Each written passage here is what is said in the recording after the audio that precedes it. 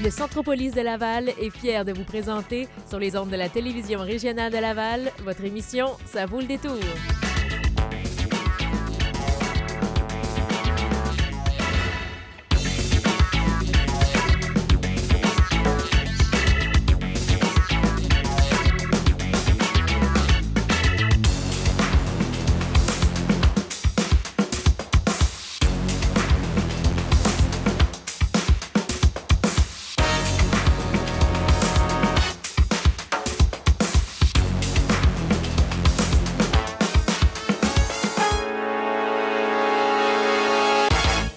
Bonjour et bienvenue à Ça vaut le détour. Je suis bien contente de vous retrouver cette semaine. Beaucoup de choses à vous proposer aujourd'hui. Tout d'abord, en fin d'émission, on aura notre table ronde comme à toutes les semaines. Cette semaine, le sujet, en fait, ça tournera autour des arts à Laval. On aura 3 représentants d'art visuel, de théâtre et de littérature aussi. Donc, le Théâtre Bluff, la Société littéraire de Laval et la Galerie Verticale. Donc, on parlera de leurs activités, de ce qu'ils vous proposent et de la situation aussi des arts à Laval. Ce sera donc en deuxième partie, mais pour commencer, comme à chaque semaine, je suis bien entourée de mes collaborateurs. Cette semaine, autour de la table, Nicolas Poirier, Cynthia Desaulniers et Jean-Luc Bouchard. Bonjour à vous 3. Bonjour. Allô. Vous allez bien? Oui. Oui, et toi? Ben oui, très bien. Cynthia de retour de vacances, Bien ça sûr, paraît. comme toujours. Oui. Toujours en vacances, moi. On a un beau petit teint comparé à elle, quand même. Juste un peu. Un petit peu. J'ai été quand même. sage avec le soleil. Ouais, c'est bien, ça. Pour On a la un peau, teint c'est bien. pareil. Oui. Oui. C'est rare, hein? Ben oui, je sais, c'est rare. Je suis tellement bronzé. Oui, c'est ça. On repassera pour Nico. Et aujourd'hui, comme à chaque semaine, on va déguster des bonnes choses et boire du bon vin aussi. On a cette semaine de la nourriture de chez Boston Pizza dans Centropolis, au 450 Promenade du Centropolis, qui nous offre cette semaine une petite trempette de fromage de chèvre et d'épinards avec du pain Boston Pizza. Et on a du vin pour boire avec ça, évidemment, du vin de chez Excalibur. C'est un vin italien, comme la semaine dernière. On a cette semaine un Rosso di Montalcino, qui est un Sangiovese de 2009. Donc, santé à vous 3. Santé. Santé. Hein, Santé. Et santé à vous à la maison. Hein, Hey, ça porte malheur, ça, Ah, oui, Nicolas. ça. Malheureusement. Tu peux pas faire cheers avec de l'eau. L'eau, là. C'est de la vodka, voyons. En tout cas, tu te garantes à vodka. Excellent. Je sais, ben oui. Donc, justement, comme tu es ici, tu es sur le, comme on dit, sur le party aujourd'hui, Nico, Ben avec oui. ton verre de vodka. Donc, on commence tout de suite avec toi. Aujourd'hui, tu nous proposes un film qui vient juste de sortir sur les écrans, Jack et le chasseur de géants. C'est ça, Jack the Giant Slayer ou Jack the Giant Killer l'année passée. Le titre a changé, les dates de sortie ont changé. Il y a énormément de choses qui ont changé de ce film-là. Et bon, ça, c'est une... Faut pas oublier que maintenant, ça devient de plus en plus populaire, des films basés sur des contes. Et tout ça, oui. ça a commencé en 2010 avec Alice au Pays des Merveilles. Personne ne s'attendait que Alice fasse... Tim Burton. De Tim Burton. Ce film-là a fait 1 milliard au box-office. C'est énorme. Donc, qu'est-ce qui s'est passé? Les studios ont dit go, go, go, faut en faire plus. Donc, après ça, on a eu droit au film Le Chaperon Rouge en 2011, qui a eu un box-office quand même assez correct. L'année passée, on a eu droit à 2 versions de Blanche-Neige, Miroir, Miroir au mois de mars. Et après ça, au mois de juillet, il y a eu Snow White and the Huntsman, qui était... correct aussi. Tous ces films-là, ils sont quand même corrects, mais on dirait que les studios se dépêchent de les faire parce que c'est là que ça fait de l'argent. c'est populaire, là. C'est la mode là, des C'est contes, ça. donc il faut y aller, il faut les sortir là, dans les prochains mois. C'est ce qu'ils se disent. C'est ça. Et d'ailleurs, ce film-là, Jack the Giant Slayer, l'histoire a commencé à être écrite en 2005. Et le projet a été mis un petit peu de côté. Et vraiment, en 2010, quand là, wow, Alice au Pays des Merveilles a fait très bon box-office, ils se sont dit, go, il faut le faire maintenant. Ils ont été chercher Bryan Singer pour faire le film. Et lui, c'est lui qui a parti la tendance des super-héros au cinéma. En 2000, c'est lui qui avait fait le film X-Men. Il a fait le X-Men 2 en 2003. Et c'est lui qui va faire le prochain X-Men First Class, qui va sortir dans 2 ans d'ici. Et mon film préféré pour moi de Bryan Singer, je ne sais pas si vous l'avez vu, c'est le film The Usual Suspect. Ben oui. Non, C'est absolument excellent. Avec Kevin Spacey. C'est ça, oui. C'est ce qui a le fait film. connaître Kevin Spacey au cinéma. C'est ça, oui. Et d'ailleurs, c'est le même scénariste qui a écrit Jack the Giant Slayer. Et moi, au début, quand j'ai vu la bande-annonce, je trouvais que ça avait l'air... Il manquait quelque chose. Les studios, quand ils retardent tout le temps la sortie d'un film, c'est un message, ça. C'est qu'ils sont sont pas confiants de leur produit. Le film était censé sortir au mois de juillet l'année passée. Et là, finalement, ils se sont dit, ah non, c'est beau, on va le sortir le 23 mars 2013. Après ça, ils se sont dit, ah non, c'est beau, on va faire ça le 1er mars 2013. Comment ça se fait? Bien, l'année passée, il y avait Snow White qui est sorti au cinéma dans ce même temps-là. Ouais.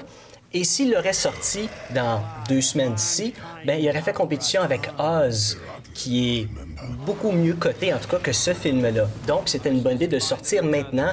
Et pour ceux qui aiment des contes de fées, ce que je peux dire de ce film-là, c'est que c'est épiquement ordinaire comme film.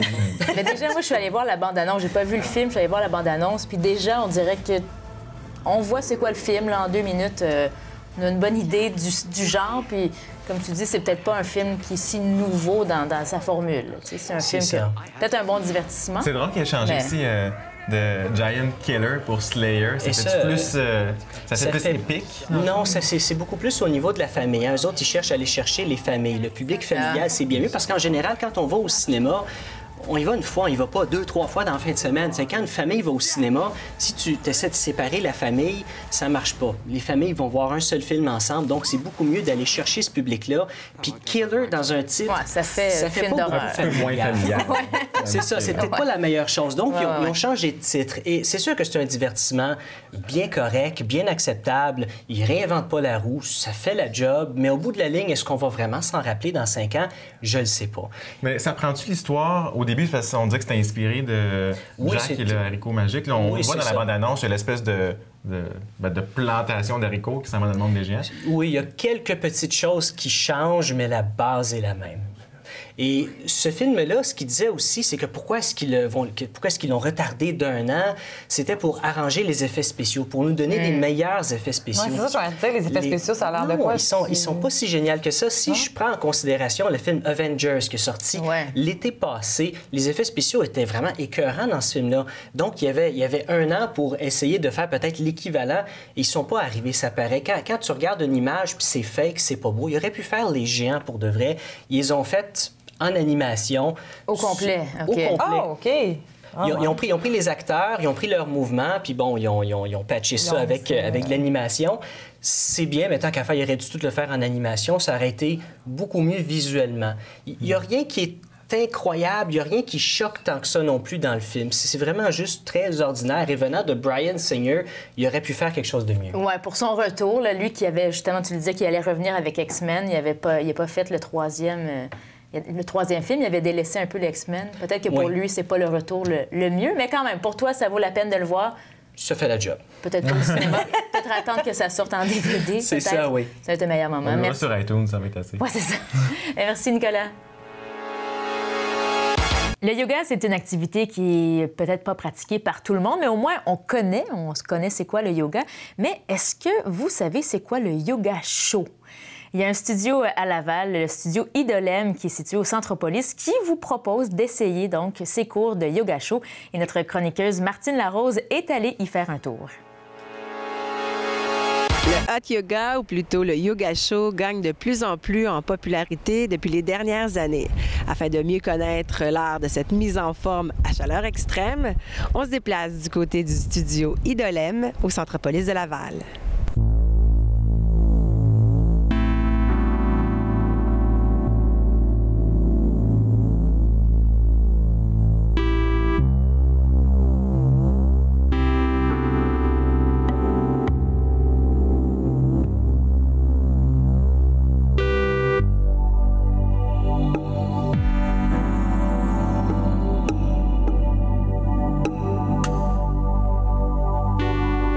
Je me trouve en compagnie de Mélodie, la propriétaire du studio Idolem. Bonjour. Bonjour. Pour ceux et celles qui ne connaissent pas encore le yoga chaud, qu'est-ce que c'est exactement? Le yoga chaud, c'est du yoga pratiqué dans une salle chauffée à 37 degrés par du chauffage radiant. Et on fait un yoga plus physique, un peu moins méditatif, qui est fait pour se mettre en forme et relaxer. Est-ce que la chaleur a vraiment un bien-être sur le corps lorsqu'on fait un entraînement comme ça? Oui, il y a plusieurs points positifs à ça. D'abord, ça réchauffe le corps pour éviter de se blesser, donc c'est très bon pour les débutants. Ensuite, il y a un effet du méchant qu'on fait sortir par la transpiration. C'est vraiment l'aspect physique de la chaleur qui rajoute une dimension plus difficile au yoga. Et est-ce que c'est accessible vraiment à tout le monde ou ça prend vraiment une condition physique particulière? C'est vraiment accessible à tout le monde et surtout aux débutants parce que justement, on réchauffe le corps, on évite les blessures et on va toujours à son rythme. C'est ça le but du yoga, vraiment d'aller jusqu'où on peut aller. Et vous offrez quelque chose de particulier qui s'appelle la retraite? Oui, on fait des retraites de yoga chaud sur l'île de Saint-Martin. On emmène nos professeurs, nos clients et aussi les gens de l'extérieur et on visite les îles Saint-Martin à travers le yoga. Donc, vacances et relaxation. Alors, on n'a pas besoin de rien chauffer parce que là-bas, il fait bien chaud. Il fait chaud au soleil, c'est le bonheur. Le bonheur total.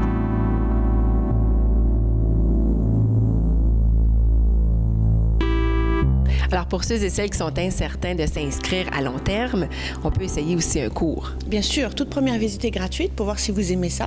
On va vous orienter vers le bon cours, débutant avec les bons accessoires. On va s'occuper de vous et vous allez pouvoir évaluer si c'est fait pour vous ou pas. Alors, moi, je m'en vais essayer ça tout de suite. C'est parti.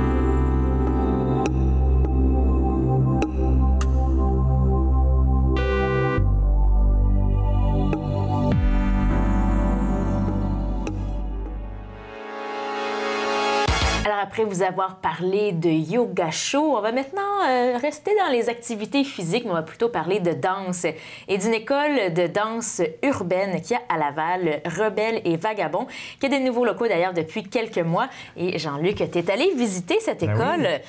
Tu as dansé aussi, danse urbaine? Non, moi je les ai regardés faire, mais en fait, je suis allé dans un événement, c'était une porte ouverte dans le fond pour un programme en particulier qui s'appelle le Projet RAD. On vous présentera un reportage là-dessus dans quelques minutes, mais je vais vous parler un petit peu de l'école d'abord. Rebelle et Vagabond, c'est la seule école de danse urbaine de la Rive-Nord. Donc, si on a comme une capitale de la danse urbaine, c'est évidemment Montréal. Quand tu dis danse urbaine, c'est un peu hip-hop, c'est ça? Oui, il y a différents styles hip-hop.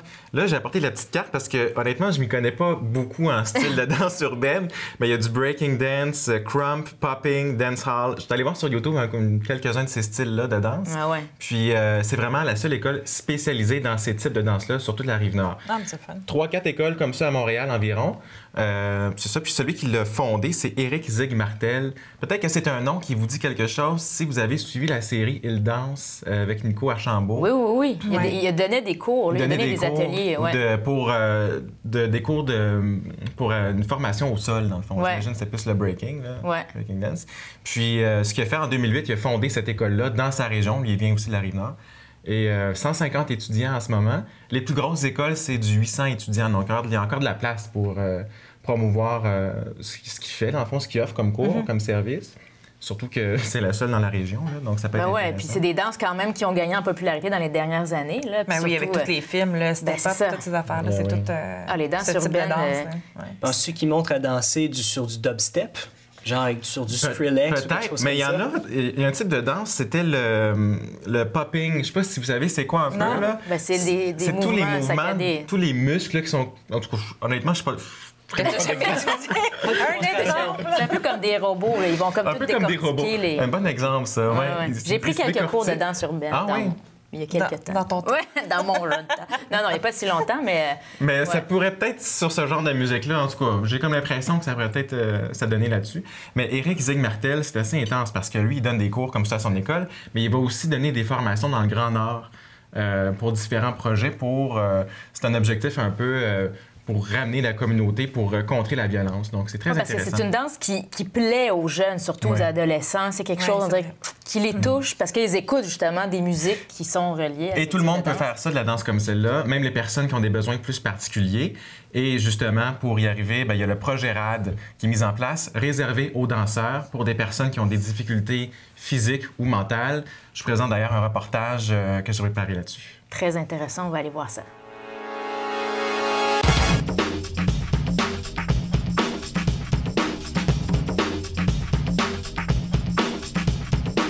Je me trouve présentement dans les nouveaux locaux de l'école de danse urbaine Rebelles et Vagabonds. Puis aujourd'hui, c'est une journée très spéciale pour les jeunes du projet RAD parce que c'est leur journée porte ouverte. Ils vont montrer devant leur famille, devant les parents, devant les intervenants de quoi ils sont capables. Et justement, on va essayer d'aller voir un petit peu de notre côté aussi de quoi ils sont capables. On va les déranger dans leur pratique générale. On est maintenant avec Lucas et Marie-Hélène. Bonjour à vous deux. Bonjour, ça va bien? Lucas, c'est quoi ton rôle, toi, ici à l'école?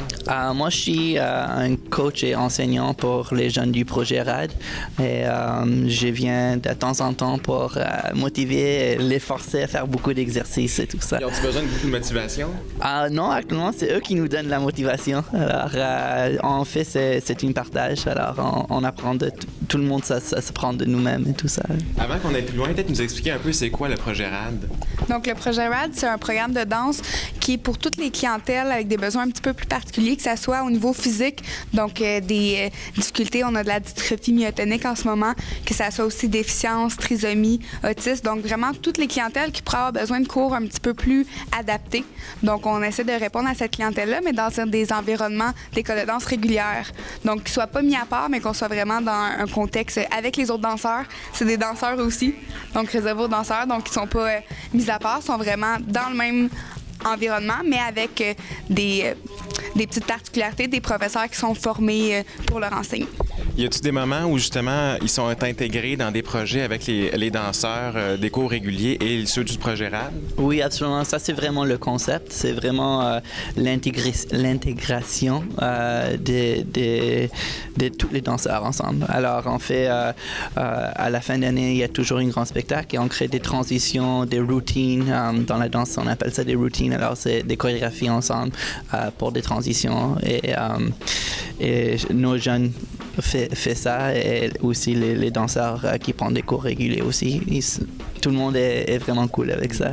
Parfois, ça peut être aussi à la fin d'un cours. Par exemple, on fait rentrer d'autres danseurs, puis on fait un grand cercle qu'on appelle des cyphers en danse. Donc, tout le monde ensemble avec d'autres danseurs. Puis d'ailleurs, aujourd'hui, vous allez avoir la chance de voir un petit peu un mix entre des danseurs d'ici puis des danseurs de RAD. On a des danseurs de troupe qui vont venir tout à l'heure faire un petit numéro ensemble. On parlait des besoins particuliers, tout dépendant des personnes. Comment est-ce qu'on réussit à intégrer tous ces besoins-là au sein d'un même groupe? Ça doit avoir des défis quand même assez particuliers. Ça, c'est... Donc oui, bien, c'est sûr qu'il y a des défis, mais en même temps, c'est ça qui est intéressant avec le projet RAD, c'est que vraiment, on apprend à travailler d'une nouvelle façon, on apprend à travailler avec les forces de tout le monde. Vous allez voir un petit peu tantôt dans les chorégraphies, on a un élève qui est en chaise roulante, on a d'autres qui sont capables d'être debout, mais que c'est vraiment au niveau musculaire quand même. Donc, mais tous réussissent à faire des chorégraphies qui s'harmonisent bien, puis utilisent les forces de chacun, puis ils s'aident avec peut-être leur faiblesse qui est plus difficile. Puis tous évoluent. C'est fou l'évolution qu'il y a eu déjà juste depuis septembre. Donc c'est vraiment un travail qui est différent, mais qui est vraiment intéressant. Puis ça amène un autre côté au niveau artistique. Ça, quand on part un projet comme celui-là, évidemment, là, depuis septembre, comme tu le disais, on a toujours des surprises des fois. Est-ce qu'il y en a une qui serait une surprise plus positive, vraiment, qui vous a vraiment frappé? Là? Moi, je pense on a un jeune, il s'appelle Michel, il a la paralysie cérébrale. Et lui, quand il a commencé à danser, il n'avait pas la force de se remettre en fauteuil roulant. Il avait toujours besoin de l'assistance. Présentement, il s'est enseigné, he taught himself. Oui, il a appris un petit peu de façon autodidacte à rembarquer sur sa chaise par lui-même parce qu'il était capable de descendre, mais pour remonter, il avait besoin d'assistance. Puis maintenant, juste avec la force de ses bras, puis des techniques qu'on lui a montrées un petit peu dans les cours aussi, on a travaillé ça avec lui, il est capable de remonter par lui-même sur sa chaise. Ouais. Donc, ça lui donne une autonomie de plus pour lui. Puis utile. Il peut débarquer puis rembarquer par lui-même. Donc, c'est, je pense, une fierté pour nous, mais pour lui aussi dans le projet. Puis, donc, ça fait déjà quelques mois que ça marche. Ça serait quoi vos ambitions, vos rêves pour le projet au cours des prochains mois, voire peut-être même au cours des prochaines années? Pour nous, c'est vraiment introduire la danse à tout le monde parce qu'on pense que tout le monde est tout le monde est un danseur. Puis l'idée, c'est vraiment de devenir en OSBL. Comme ça, on peut commencer à ramasser des sous et faire plusieurs écoles de danse et les rendre accessibles pour tout le monde. Comme ça, n'importe quelle partie à Montréal on est, comme si vous êtes en West Island, si vous êtes en South Shore, le centre-ville, il y aura toujours une école de danse qui sera certifiée par RAD, qui ça veut dire qu'il y a des cours de qualité pour des jeunes avec des besoins spéciaux et ils sont adaptés et ils sont accessibles. Puis tout ça, ça a commencé évidemment avec un point de départ. Là, ça a commencé en septembre, mais il y a eu des réunions avant ça aussi. Ça a été quoi l'espèce de flamèche qui vous a dit il faut qu'on fasse quelque chose, il faut qu'on parte un programme? Donc, en fait, ça venait un petit peu de deux côtés. Il y avait moi à l'école de danse qui dansait déjà ici, puis mon frère était dans les groupes de break réguliers. Puis mon frère a une dystrophie myotonique, donc il était intégré. Ça faisait 2 ans qu'il était là, qui côtoyait les autres danseurs, puis il était vraiment bien intégré dans le milieu. Donc, j'en ai jasé avec le directeur, qui est aussi le prof de breakdance ici à l'école.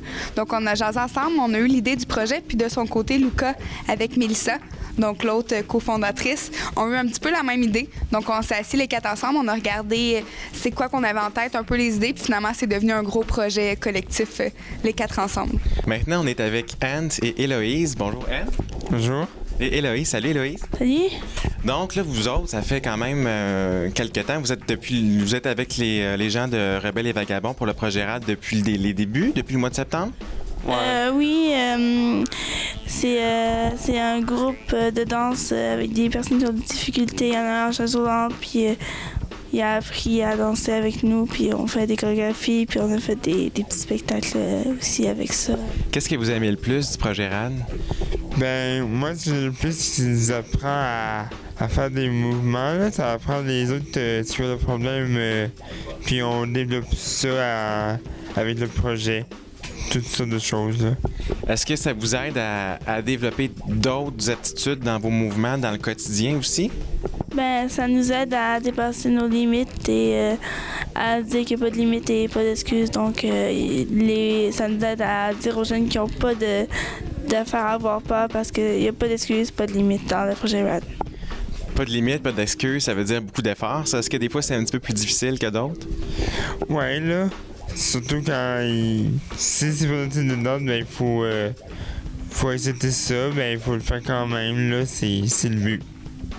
Fait que dans le fond, ça vous montre aussi à vraiment mettre les bouchées doubles et puis faire des efforts? Ouais, ça c'est sûr. Y a-tu un moment vraiment où vous êtes le plus fier de ce que vous avez vécu depuis le mois de septembre? Ben moi, quand je suis fière, c'est quand je fais des solos, quand je suis seule au milieu, puis quand je fais mon solo, je me sens fière parce que c'est mon moment à moi, juste à moi seule, fait que c'est le fun. Moi, ce que je suis fier, c'est que ceux qui nous regardent sur scène, je suis vraiment fier qu'ils soient impressionnés, qu'ils soient contents de nous voir, qu'on les a surpris, là. On les a vraiment impressionnés. Merci.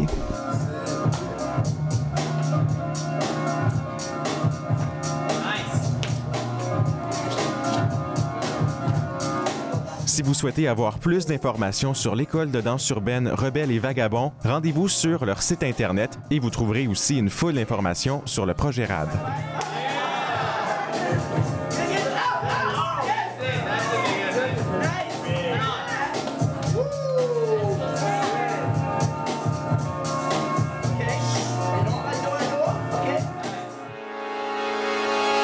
À Laval, c'est sûr que c'est pas les places pour acheter des vêtements qui manquent. Les centres commerciaux, il y en a beaucoup.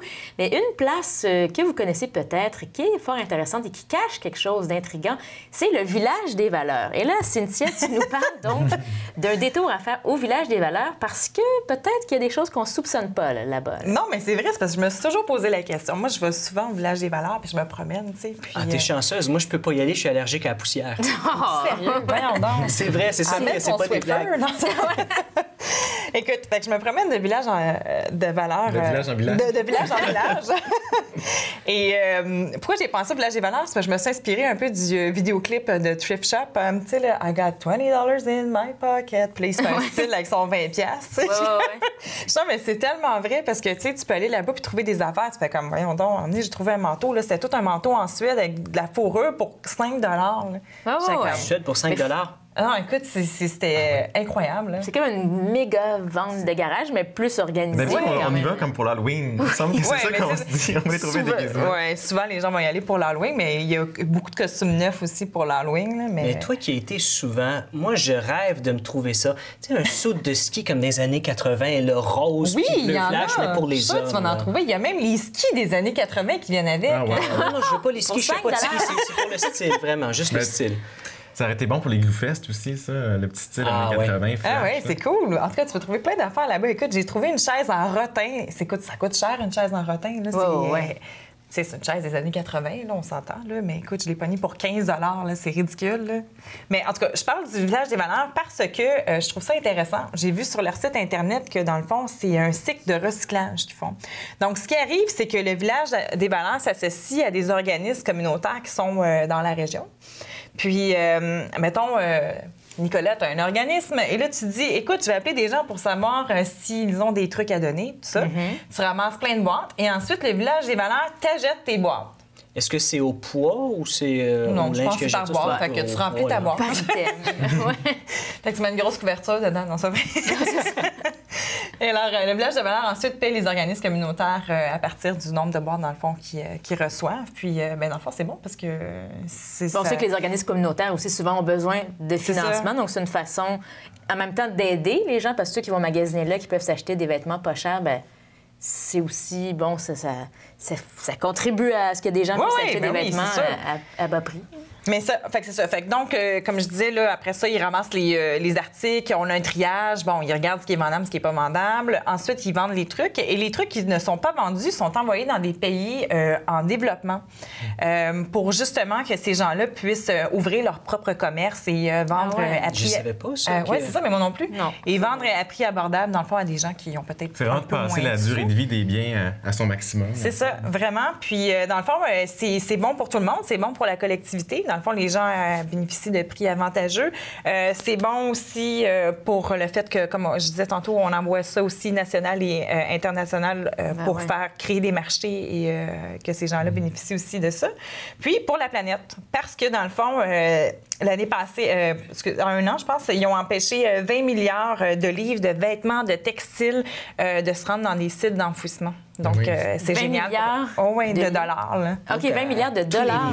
Mais ça, c'est vraiment là, au Canada et aux États-Unis. Là. Il y a tellement, mais on le voit dans les pays, ici, là, en Amérique. Là, dès qu'on a un vêtement qu'on n'aime plus trop porter, c'est ça qu'on gaspille énormément. Il n'est plus à la mode, on s'en débarrasse. Ouais, on le met 2 fois, puis j'ai trop mis. Il y en a qui le mettent trop. Moi, je mets trop mon linge. À la preuve, j'ai une marque de cellulaire dans mon jean. C'était regarde, je suis pas rendue là encore.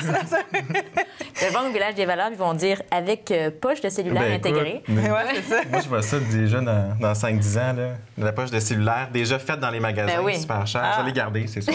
C'est ça. Alors, c'est ça. Il y en a un sur Curé-Labelle, un village des valeurs, puis on en a un aussi sur des Laurentides, qui est tout près. Oui. Donc, s'il y a des gens qui veulent aller magasiner au village des valeurs à la maison, allez vous acheter n'importe quoi, que ce soit des meubles... Il y a de la vaisselle, il y a plusieurs affaires. Il faut aimer fouiller quand même. Oui. C'est peut-être ça, des fois, qui peut décourager certaines personnes, dont moi.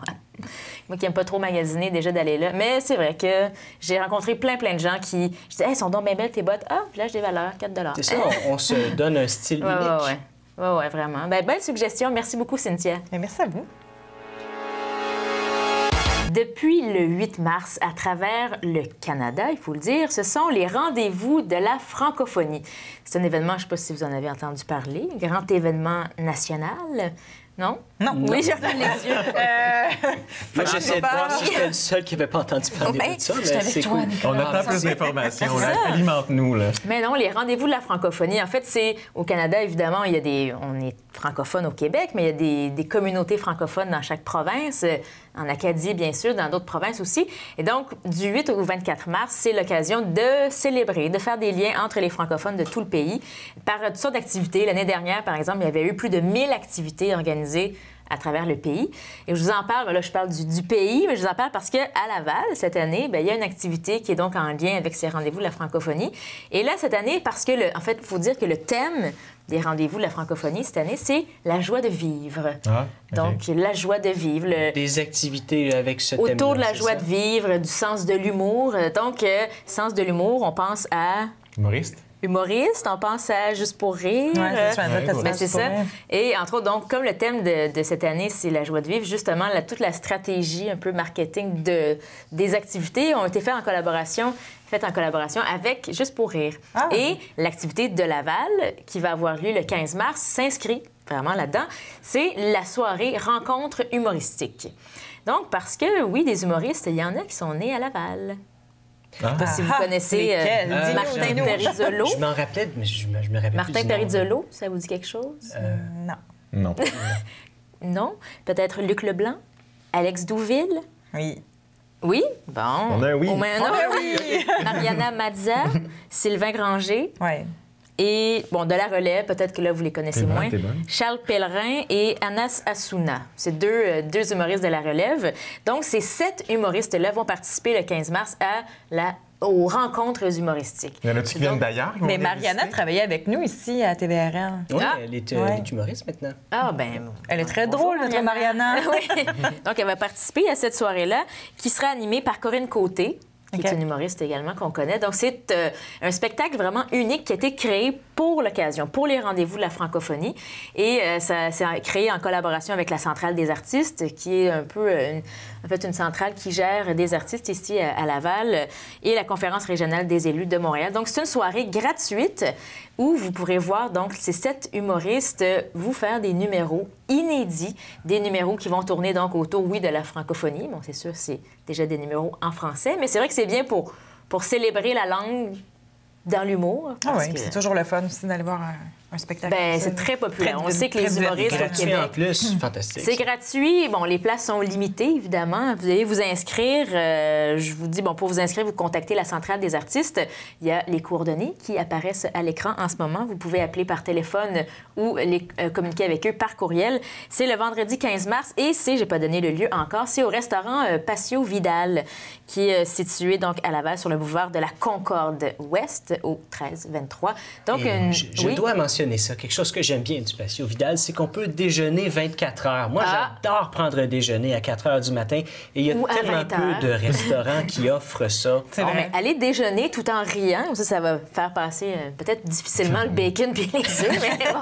Moi, je pense que tu redéfinis le lève-tôt, 4 heures du matin. Non, moi, je suis un couche-tard. C'est le déjeuner du couche-tard. Mais pourquoi pas aller déjeuner dans ces rencontres humoristiques, donc Patio Vidal? Ce serait le 15 mars à 20h, donc une belle suggestion de sortie. Vraiment. Et un autre petit coup de cœur de la semaine en lien avec l'école Rebelle et Vagabond dont Jean-Luc vous parlait tout à l'heure, c'est qu'en fait, je suis allée voir sur leur site et ils ont une semaine d'essai gratuit du 17 au 22 mars. Ouais. Oh, c'est le fun! Donc là, c'est le temps d'aller chacun. On y va. Toi, c'est quoi tu voulais faire déjà? Tu voulais faire du popping dance, c'est ça? Non, je suis pas très bon en danse. Non, moi, avec le dubstep, là. Ouais. Oui, c'est ça. Mais ce qui est intéressant de savoir pour cette école-là, c'est que le 15 aussi, c'est leur inauguration des nouveaux locaux. Dans le fond, ça fait quelques mois qu'ils sont là. Mais là, c'est officiel, ça va être le 15, puis c'est en lien, dans le fond, avec... après le 15, du 17 au 22, vous pourrez aller essayer toutes les classes, donc que ce soit le breakdance, le hip-hop, le dancehall, tout ce que vous voulez, aller découvrir. Donc, c'est une façon de au moins savoir si on aime ça, mais je pense que oui, le hip-hop, là, c'est assez... c'est assez accrocheur. Ouais. Je pense que quand on l'essaie, on l'adopte. Oui. Donc, c'est à l'école Rebelle et Vagabond. Vous pourrez revoir les détails de cette école en revisionnant l'émission. Mais merci à vous trois. C'est déjà tout pour cette portion d'émission avec merci. vous. Déjà, ça passe vite, comme à chaque semaine. Et évidemment, ce n'est pas fini pour Ça vaut le détour parce que dans quelques instants, on parle d'art à Laval. On va parler de théâtre, de littérature et aussi d'art visuel avec la Galerie Verticale, le Théâtre Bluff et la Société littéraire de Laval. Je vous invite à rester des nôtres. Et si vous voulez revoir tous ces segments avec les chroniques, bien, vous pouvez nous écouter sur les ondes de TVRL, bien sûr, mais aussi sur YouTube. Toutes les émissions sont en rediffusion. Merci.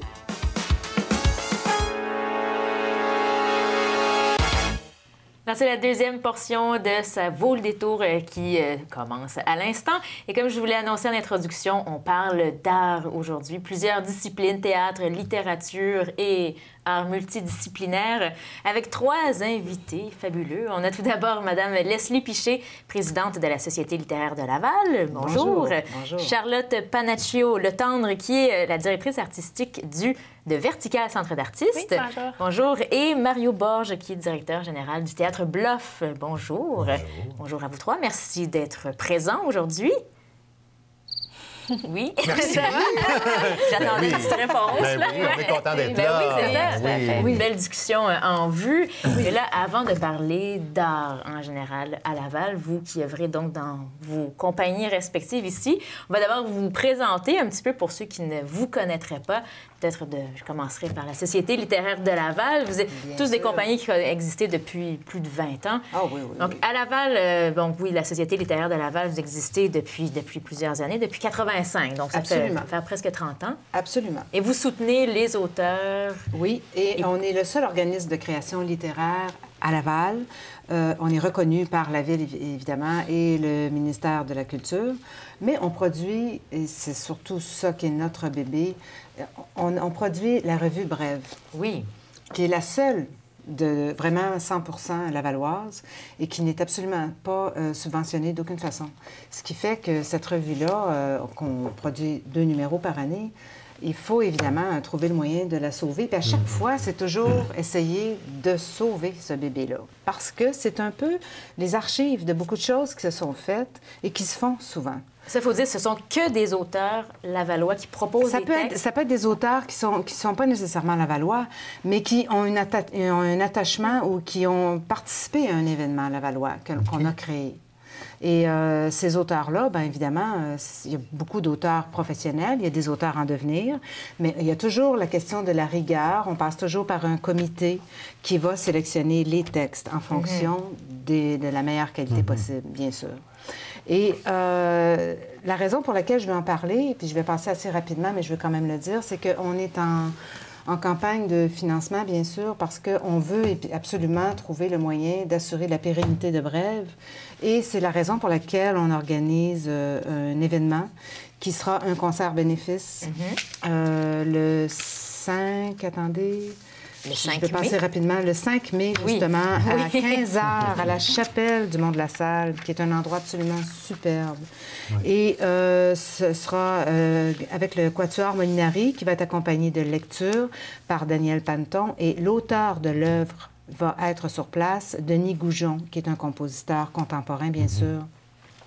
Comme il s'agit d'un concert cocktail bénéfice, le billet se vend au coût de 100 $, mais nous allons émettre évidemment des reçus d'impôts. Et c'est Béatrice Picard qui est notre marraine pour l'événement. La marraine toute spéciale pour cet événement. Absolument, parce que Béatrice Picard a été toujours très, très impliquée, très lavalloise dans l'âme. Elle aime Laval, mais elle aime vraiment Laval et elle trouve un peu déplorable que les gens, parfois, lèvent le nez sur Laval. D'ailleurs, on m'a déjà dit, moi, j'ai déjà entendu plutôt quelqu'un dire « Mais d'où venez-vous? » Là, la personne hésite. De Montréal, alors que c'est faux. On sait que cette personne-là vient de Laval. Il y a une espèce de faux snobisme par rapport enfin. Peut-être de moins en moins. On en discutera avec vous oui, tout au long de cet entretien. Il y a quelque chose une fierté là, qui commence à ressurgir, entre autres des artistes à Laval, de différents domaines. Oui. Bien, c'est ça, parce que nous aussi, en fait, notre bassin de membres, parce que Vertical a été fondé en 1987, c'était la Société des arts visuels de Laval. Par la suite, en 91, on s'est constitué en centre d'artistes autogérés. Donc, on est un organisme à but non lucratif. Donc, une de nos activités principales, en fait, c'est la vie associative. Puis, ça a été fondé, dans le fond, pour favoriser les professions artistiques à Laval. Donc, je pense que c'est quelque chose qui... Il y en a des artistes sur le territoire lavallois, puis ils veulent travailler dans leur contexte, dans leur milieu de vie, en fait. Puis c'est ça sur quoi on travaille. À Vertical, en fait, un centre d'artistes autogérés, nous, ce qu'on fait, c'est on fait la production puis la diffusion en art actuel. Donc, c'est les pratiques qui sont plus expérimentales, qui ne rentrent pas nécessairement dans les musées, dans les centres d'exposition, dans les maisons de la culture. Donc, c'est vraiment soutenir l'innovation en art visuel. Donc, c'est ça qui est important, c'est notre mission principale. Ça passe par toutes sortes de pratiques, par la publication des parcours audio en autobus. Qu'est-ce qu'on fait? C'est ça, une programmation d'art audio sur toute l'année. On fait aussi des expositions de peinture, mais des pratiques émergentes, donc la nouvelle peinture, si je peux dire. Donc, on fait toutes sortes de choses. L'installation en milieu urbain. Pour l'instant, on n'a pas d'espace d'exposition, donc ça nous permet vraiment d'explorer le territoire lavallois presque dans son ensemble, je dirais. Puis on va passer par des stratégies, par exemple, de revalorisation des berges. On va venir investir les centres d'achat, différents endroits stratégiques à Laval. Vous n'êtes vraiment pas confiné dans une traditionnelle galerie d'art. Exactement. Tout la contrainte devient quelque chose d'intéressant. Le fait de ne pas avoir de lieu fixe. La contrainte est intéressante, néanmoins, ça nous limite quand même dans ce qu'on peut présenter. Donc, malheureusement, on ne sera pas en mesure de présenter de l'installation en salle, des expositions de peinture, alors qu'on sait que c'est aussi ce qui attire les gens. Mais est-ce que vous avez tenté de le faire au fil des ans? Vous parlez depuis 1987. Bien oui, en fait, c'est depuis 2010 qu'on n'a pas d'espace d'exposition, puis on travaille en ce moment sur un projet de relocalisation qui serait durable, là, donc pérenne. Mais entre-temps, c'est sûr que d'investir le territoire lavallois, c'est intéressant parce que ça nous permet de toucher la population. Bien justement, on en reparlera dans quelques instants, vos liens avec la population lavalloise. Et puis, on va terminer avec le petit tour, donc le petit portrait rapide du Théâtre Bluff. Vous existez aussi depuis plus de 20 ans. Depuis, oui. La compagnie a été fondée en 90. Donc, théâtre de création. C'est un théâtre de création en direction du public adolescent. Donc, c'est un théâtre qui s'intéresse à la dramaturgie actuelle. La compagnie crée des œuvres originales ici. C'est une compagnie professionnelle qui crée toujours à Laval, à la Maison des Arts, mais qui tourne et diffuse ses spectacles partout. Partout au Québec, sur le territoire, au Québec, au Canada. On tourne aussi à l'étranger. On a commencé depuis 3 ans à tourner à l'étranger. Évidemment, les œuvres que la compagnie présente, nous, notre public, c'est le public de 14 ans et plus. C'est vraiment le 2e cycle, à partir du 2e cycle du secondaire, mais collégial et montant. Et évidemment, on s'intéresse toujours on propose des œuvres qui vont aussi intéresser le grand public. Oui, les adultes en tout à général, fait. Tout à fait. Puis même, dans les œuvres, dans les propositions, on s'intéresse aussi à la rencontre des générations. Je pense qu'il y a quelque chose là de très important. Puis à travers les pièces qu'on a proposées ces dernières années, bien, il y a toujours ça. Notamment, tu parlais de Béatrice tout à l'heure. Il y a un spectacle S'embrase, un spectacle qu'on tourne. Bon, on a célébré en novembre dernier la 150e représentation. Donc, un spectacle qu'on tourne un peu partout, puis qui va repartir en tournée en France et en Belgique au printemps prochain. C'est un spectacle qui favorise justement cette rencontre-là. Une dame de 80 ans qui se retrouve avec une gang d'ados qui est témoin d'un coup de foudre. Et c'est les répercussions de ce coup de foudre-là sur l'ensemble des individus d'une collectivité, d'une société. Puis c'est intéressant parce que là, en étant témoins de ça, les jeunes, ils sont aussi témoins de l'impact que peut avoir une œuvre d'art sur l'ensemble de la collectivité. L'an dernier, on a fait un spectacle qui s'appelait « Musique pour Rénal Margaril », inspiré de « Lettres à un jeune poète », donc un jeune homme qui découvre ce texte-là, ces lettres à un jeune poète, puis de quelle manière, tout à coup, ça le transforme. Son monde s'ouvre. Son monde s'ouvre. En fait, c'est des éléments déclencheurs. Que ce soit les arts visuels, le théâtre, la littérature, c'est des outils qui sont des déclencheurs.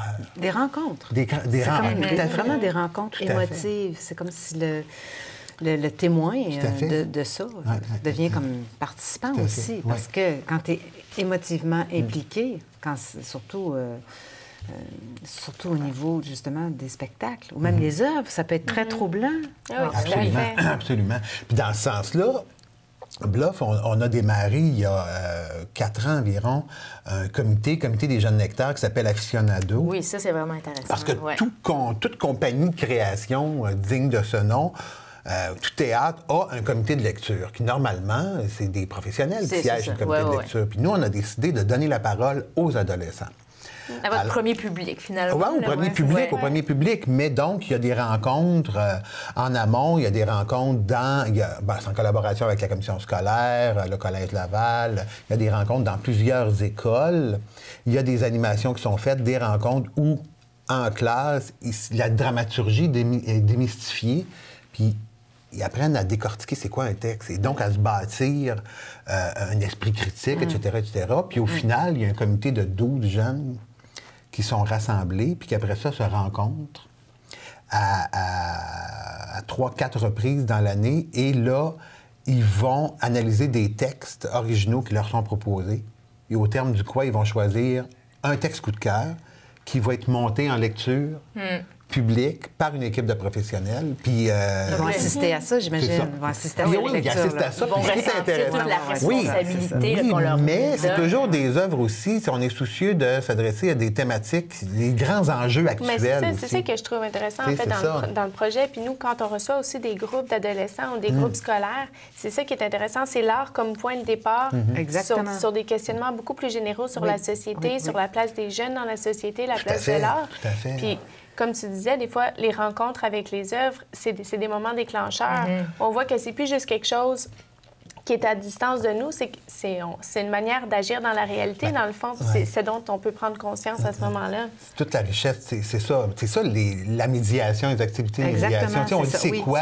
C'est un mot galvaudon, on entend ça, la médiation culturelle, la médiation artistique, c'est quoi? Quand les gens, le grand public, disent médiation, tu entends médiation, tu fais aïe, aïe, divorce. Non, conflit. C'est pas ça. La médiation, c'est tout geste qui tend à favoriser, à rapprocher l'art de l'individu.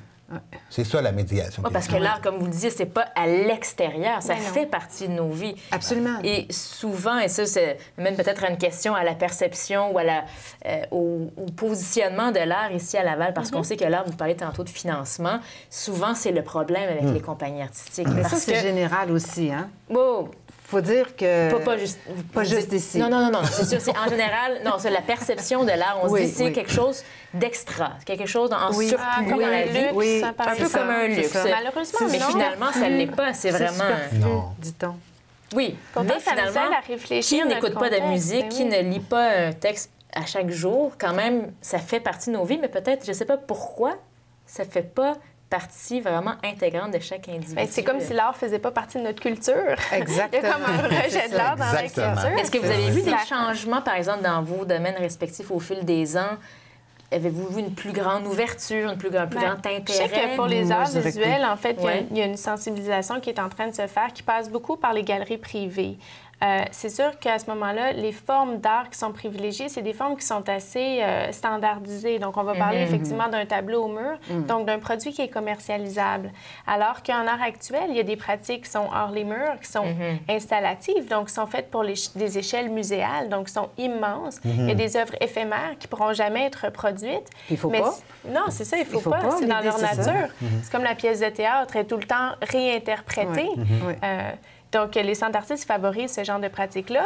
Mais est-ce qu'il y a une plus grande ouverture justement à ces formes différentes d'art? Bien, tranquillement, oui. Puis c'est sûr qu'au niveau international, il n'y a aucun doute. Là. Je pense qu'on est dans un régime qui est un peu peut-être limité dans sa conception des arts. Puis c'est sûr que la médiation favorise aussi le développement de ces changements. Je pense que c'est pour ça aussi que c'est bien, parce que je me rends compte que vous aussi, vous faites la même chose. Nous aussi, on est très liés à la jeunesse. Il faut être proche des jeunes. Ben oui. Puis c'est sûr que la proximité, la possibilité d'aller à la rencontre par le biais des écoles, c'est sûr que ça permet cette sensibilité-là, cet engagement-là, ce goût pour l'art. D'aller les chercher tôt, ça va rentrer aussi dans leurs habitudes. C'est donner confiance en l'interprétation d'une œuvre. Parce que souvent, on a la perception, je sais pas, je dis ça, on a souvent la perception qu'il y a une chose à comprendre, alors qu'il y a plusieurs choses à comprendre. Puis si on dit ça aux jeunes, quand ils sont jeunes, qui sont en train d'apprendre, c'est leur donner confiance en leurs moyens d'interpréter une œuvre.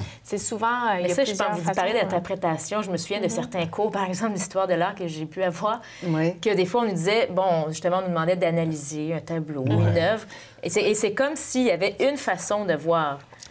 Mais pourtant, donc peut-être même dans le système scolaire, on enseigne comme une façon de percevoir l'art en fait, je devrait être plus ouverte, finalement, justement, que chacun a son interprétation. Je pense que c'est là qu'est la part, justement, des extramuraux, ceux qui ne sont pas dans l'école, qui peuvent permettre, justement, cette ouverture-là. Parce que je comprends aussi que dans un contexte académique, ça peut être plus difficile.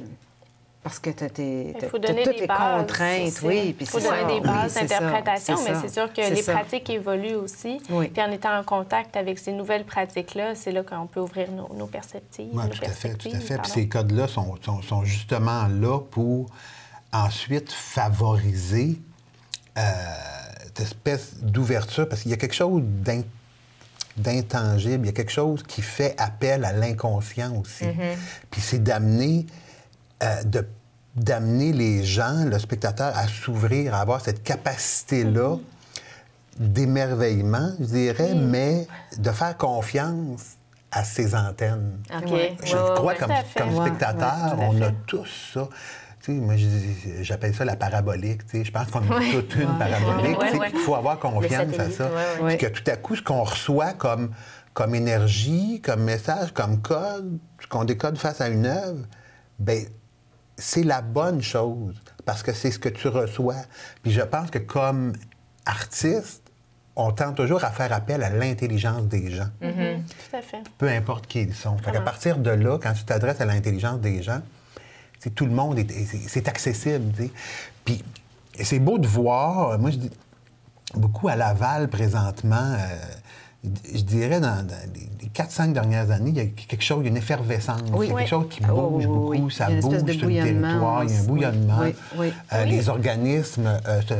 une certaine identité, peut-être, qui est en train de se forger artistiquement. Il y a une mobilisation des organismes. Puis une maturité. Une maturité aussi des organismes qui se sont beaucoup développés. Qui sont encore vivants, qui sont encore là. Puis qui veulent redonner à la communauté.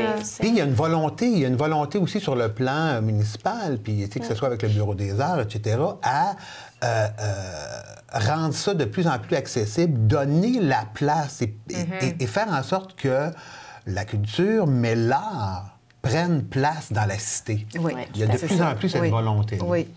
C'est une bonne nouvelle. C'est que Laval aussi a comme je disais, propre identité, parce que, on sait que Laval, c'est très proche de Montréal, qui est le gros pôle d'attraction de la province. C'est grand aussi.